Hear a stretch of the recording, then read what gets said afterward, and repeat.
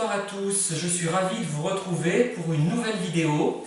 Elle sera consacrée à Martine Carol, ce sera la troisième que je consacrerai à cet artiste. Alors, en 1950, donc, Martine Carol trouve un grand rôle, enfin, bien qu'elle ait eu quelques rôles intéressants avant Caroline Sherry, c'est quand même le rôle qui l'a propulsée et qui l'a transformée en véritable vedette et même de star hollywoodienne quasiment, hein, dans le contexte de l'époque. Alors, Caroline Sherry, c'est un film de Richard Potier et sur des dialogues de Jean Anouilh. Ce film, en fait, raconte l'histoire d'une aristocrate perdue, on va dire, dans les méandres de la petite histoire, mais de la vraie histoire quand même. Elle est prise dans le contexte révolutionnaire et elle subit une série d'aventures, de périples qui l'amènent à, à utiliser ses charmes, finalement. On la voit notamment à la conciergerie, on la voit dans la maison d'un célèbre médecin qui, réellement à l'époque, sauvait provisoirement les nobles condamnés de la guillotine. Bon, on la voit dans de multiples aventures. Alors, en fait, elle est bien encadrée, Martine Carol, dans ce film, puisqu'elle a pour partenaires notamment Jacques Dacmin et Marie Déa, et plein d'autres comme Raymond Souplex, Yvonne Debré, Germaine Kerjean, Jeanne Marquen, etc. Voilà, donc c'est le premier grand rôle en vedette qui la propulse au rang des stars. Voilà. Ensuite, elle tourne un film d'Henri Decoing, Le désir et l'amour, avec notamment Françoise Arnoul. Et puis, c'est la rencontre avec Christian Jacques, et un film vraiment pétillant, extrêmement bien réalisé, un peu futile, il est vrai, où elle retrouve, en fait, c'est un film à sketch, avec notamment dans d'autres sketchs, on trouve Edwige Feuillère, Daniel Darieux, René Faure, et beaucoup d'autres vedettes, notamment Daniel Génin. Et dans ce film, elle montre véritablement un grand talent, une grande spontanéité, avec toujours ce métier théâtral. Et vraiment, son interprétation est d'une grande vivacité et d'une grande drôlerie, bien que le rôle qu'elle incarne soit franchement antipathique. Hein. Elle joue le rôle d'une jeune femme qui est vraiment peu sympathique finalement, mais c'est tellement bien joué, on le prend tellement au second degré, avec Martine Carol c'est toujours du second degré, elle est tellement drôle, pétillante et vive, que ça passe très bien finalement. Ensuite, on assiste à la deuxième partie de Caroline Sherry, réalisée cette fois par Jean Devèvre. Elle retrouve Jacques Dacmin, mais aussi Jean-Claude Pascal notamment. On voit aussi Marc Mercadier, qui a un petit rôle dans ce film. Alors le film est en couleur, contrairement au premier, Caroline Sherry, qui est en noir et blanc. Et le réalisateur, c'est Jean Devèvre. D'ailleurs, dans ce film de 1952, je crois que c'est le premier film, non pas en couleur, mais qui utilise un procédé de couleur, dont j'ai oublié le nom d'ailleurs, je le retrouverai, je vous le dirai lors d'une prochaine vidéo. Et dans ce film, on voit des femmes, ça m'a frappé à l'époque, et par la suite aussi, puisque avec les ouvrages d'Odette Laplace-Estorque, j'ai eu l'occasion de revenir sur ces thématiques, des femmes tondues. Ça se passe pendant la campagne d'Italie essentiellement, ce film. Hein. Voilà. Donc c'est un film agréable à regarder, très joli, en couleur. Il y a une très jolie scène, vraiment charmante, très 18e siècle, de sortie de bain. On voit Martine Carol dans une coquille Saint-Jacques, et il y a un dialogue qui a lieu avec le danseur, qui va la courtiser, dont elle va un petit peu tomber amoureuse, on va dire. C'est plus une amourette qu'autre chose, puisqu'elle retrouve Gaston de Salanches à la fin du film.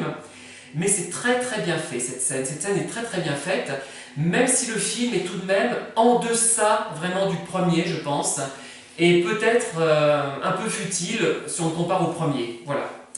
Ensuite, il y a un grand film, un peu inégal, je dois l'avouer, hein, je dois le dire. C'est Lucrèce Borgia, toujours de Christian Jacques, où il y a quelques très belles scènes. Je pense notamment au masque bleu sur le visage de Martine Carol dans une scène un petit peu onirique, qui est mystérieuse et très réussie. La scène finale qui est grandiose mais très classique au fond. Et on voit Martine Carol dans différentes tenues émouvantes, et vraiment sa beauté est mise en valeur plus que dans d'autres films. Et c'est peut-être ça qu'on remarque le plus dans ce film pour une fois. Je la trouve quand même moins convaincante, même si elle est bonne, il n'y a rien à dire, hein, que dans Adorable créature. Il faut dire que dans cette Lucrèce Borgia de Christian Jacques, il y a quelques scènes quand même qui sont un petit peu ratées, pas beaucoup, mais il aurait peut-être fallu les supprimer, ça donne un petit côté négatif à l'ensemble. Enfin, ça reste un très beau film. Ensuite, on a un sketch, un film à sketch, Destinée, intitulé Destinée, et Martine Carol joue le rôle de Lysistrata. C'est d'après Aristophane, hein. Alors là, je trouve quand même, très franchement, que le jeu de Martine Carol était un peu outré. Je ne suis pas sûre qu'elle ait été si bien dirigée que ça. Elle joue un peu trop sur le clin d'œil, mais bon, c'est pétillant, c'est rapide, c'est vif, c'est plein d'entrain, d'allant, on s'ennuie pas. Mais bon, c'est pas son meilleur rôle. Ensuite, elle fait une apparition en 1953, toujours dans Boom sur Paris, juste en guest star en fait, hein, voilà. Par la suite, on a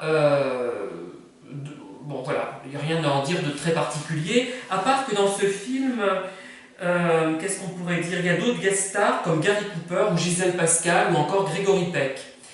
Après, ce film devient un film extrêmement important, d'une importance vraiment extrême dans sa carrière, et c'est peut-être le film qui lui a valu une de ses meilleures critiques, notamment Télérama, qui insiste sur la sobriété de son jeu, sur le côté émouvant de son interprétation, sur sa grande beauté dans ce film. Peut-être n'a-t-elle jamais été aussi jolie, nous dit Télérama.